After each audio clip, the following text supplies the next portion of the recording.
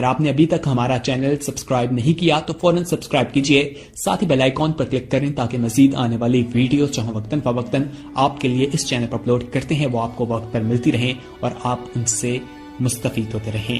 अगली वीडियो तक हमें दीजिए इजाजत, अपना ख्याल रखिएगा, अल्लाह हाफिज। किसी आम शख्सियत का कत्ल नहीं, नबी के वसी का, नबी के दामाद का, तुम्हारे अहले सुन्नत के चौथे खलीफा का, शियों के पहले इमाम का ना ना सिर्फ मैं फजाइल पढ़ूंगा, मुझे कत्ल अली की वजह पढ़नी,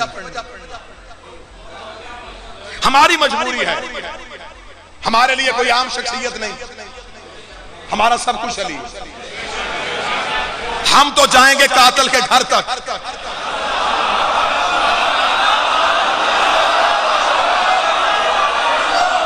बिल्कुल तारीख में ज़ुल्म ज़ुल्म ज़ुल्म हुआ। कत्ल हुसैन का पेश यजीद कर दिया, ये नहीं पता कि पीछे साजिश कहां से थी।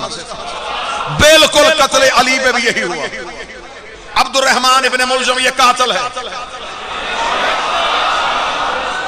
कराए के कातिल भेज के कत्ल करवाना हिंदा के बेटों की पुरानी आदत है।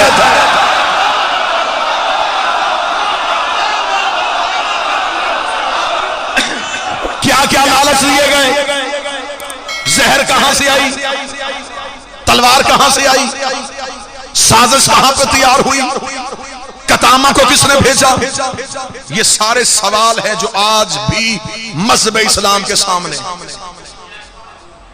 आज चाहिए मुसलमानों को, रमजान का महीना हर दिन मना लेते हो, मस्जिदों के लाउड स्पीकर खोलो, सारा साल हमें कहते हो शिया सहाबा को बुरा कह दे शिया काफर है, शिया सहाबा को बुरा कह दे शिया सहाबा को बुरा कहने की वजह से काफर हो गए। लोग सियालकोट में अड्डा पसरूरियां, इतना सियालकोट का नुमाइंदा मजमाई से मैं तर्जमान बनाता हूँ, वीडियो कैमरे की जरिए पूरी दुनिया में महिला देखी और सुनी जा रही है।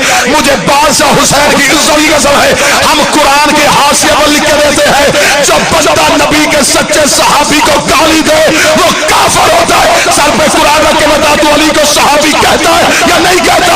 अगर कहता है जिसने मिंबरों पे अली को गाली दी, अब बता काफर था या सहाबी?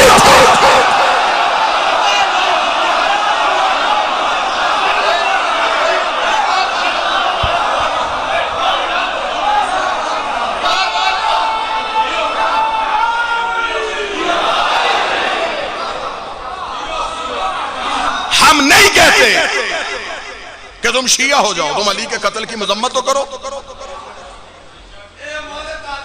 मुसम्मत करो तुम, बल्कि मैं बहुत दूर ना जाऊं, ये पिछले चंद महीनों की बात, न्यूजीलैंड की मस्जिद में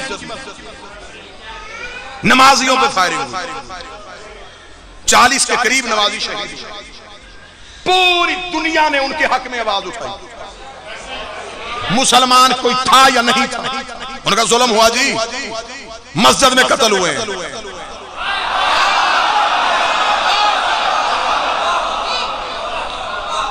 हुई पूरी दुनिया में तहरीक चली, इतनी जोरावर तहरीक बन गई कि आखिर न्यूजीलैंड की प्राइम मिनिस्टर को स्याह दुपट्टा सर पर रख के मुसलमानों के घरों में आना पड़ा। ईसाइयों के बच्चों ने मुसलमानों के घरों के दरवाजों पे दस्तक दे दे के उन्हें माजरतनामे भेजे, उन्हें सॉरी के कार्ड लिख लिख के भेजे। उन्होंने अपनी पार्लियामेंट के अजलास को तलावत कुरान से आगाज किया। अब सर पे कुरान रख के बताओ, वो ईसाई औरत दुनिया में मिसाल कायम कर गई और मुसलमानों के बड़े बड़े उलमा ने कहा इस ईसाई औरत ने मुसलमानों के दिल जीत लिए हैं, इसने मुसलमानों के दिल जीत लिए हैं। क्या वो सर पे दुपट्टा रख के मुसलमान हो गई थी?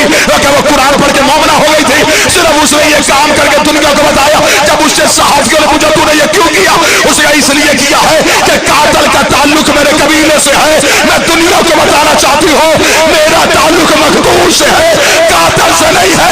और गैरत कर, रमजान के महीने में मस्जिद का लाउड स्पीकर खोल और बता जो कूफे में कत्ल हुआ है तेरा ताल्लुक कातिल के साथ है या मकतूल के साथ?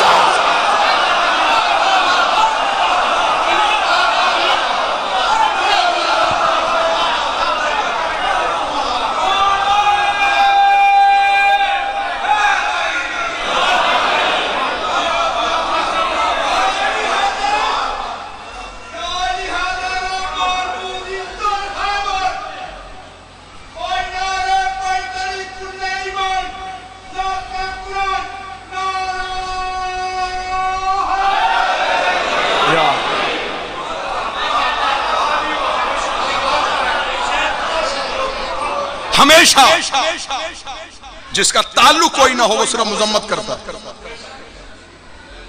जिसका ताल्लुक हो ना उसका नाहक मारा जाए उसे चैन नहीं आता। वो कहता तब तक सुकून नहीं पाऊंगा जब तक कातिल इंतकाम को ना पहुंचे। तुम्हारी मस्जिदों की खामोशी सिर्फ मजम्मत, हमें बेचैनी है। हमारे पीर का कत्ल, हमारे रहबर का कत्ल, हमारे इमाम का कत्ल, हमने लगानी है खोज, चाहे हमें सर देना पड़े। कम से कम नस्लों के सामने हम तो शर्मिंदा ना हो। सिर्फ इकट्ठे होकर हम अली का किरदार पढ़े, दो हसीने पे मारे और घरों को चले जाएं। जुर्रत पैदा करो, अली के लिए घरों से निकलना सीखो। आओ बताओ कि अली के कत्ल के पीछे वजूहात क्या थी। अंधा कत्ल हो जाना जी, कहीं अंधा कत्ल, चौक चौराहे में कत्ल हो जाए, कातिल का सुराग ना मिलता हो। सबसे पहला सवाल हर इंसान के जहन में आएगा कि जो मारा गया है ना, पता करवाओ इसकी दुश्मनी किस किस से थी। आओ अली के कत्ल की तफ्तीश यहां से शुरू करते हैं। अली की दुश्मनी किस किस से थी।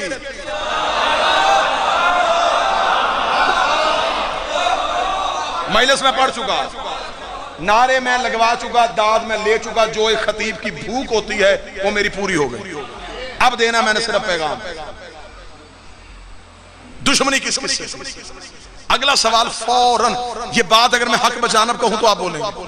हर एक इंसान के जहन में सवाल ये आता है कि कत्ल होने से पहले इसकी आखिरी लड़ाई किससे हुई थी।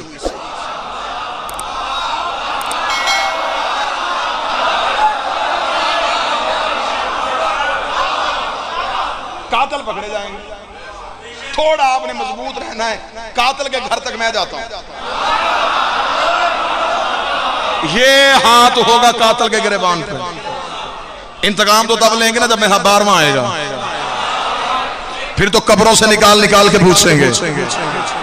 अभी तो सिर्फ नॉमिनेट करने हैं, नामजद करने हैं कि बंदे थे कौन। आए तारीख से पूछते हैं कि अली की आखिरी दिनों में लड़ाइयां किस किस से हुई।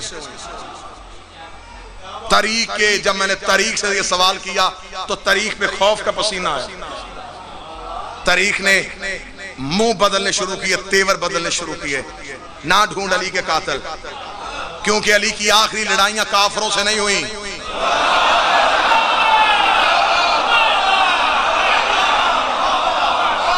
मैंने कहा तारीख मेरा कुछ जाता है जाए, मैं सर दे दूंगा, मैं लहू का कतरा दे दूंगा, मुझे अपने मुर्शिद का कातिल चाहिए। मुझे बता अली की आखिरी दिनों में लड़ाइयां किससे हुई थी।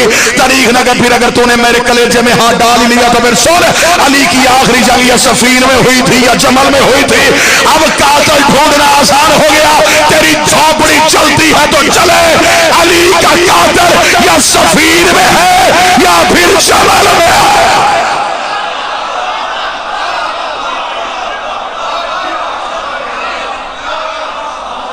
अब बताओ सफीन किसके साथ थी। बड़ी आसानी से तूने लिख दिया तारीख की किताबों में इज्तिहादी गलती थी। इधर भी मुसलमान नाम निहाद, इधर भी मुसलमान, दोनों तरफ के अफराद मारे गए। कुरान कह रहा जिसने एक इंसान की जान ली उसने पूरी इंसानियत की जान ली। मौलवी थोड़ा हौसला करके मुझे सिर्फ इतना बता, सफीन में इधर अली है, इधर अली का मुखालफ है, दोनों तरफ के लोग मारे गए। शहीद किस तरफ के लोग हैं?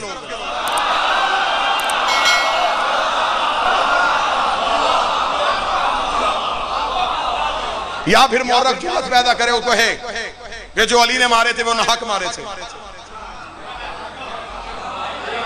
तू अली को नाहक कह के देख, तू कहीं भी हक का नहीं रहेगा।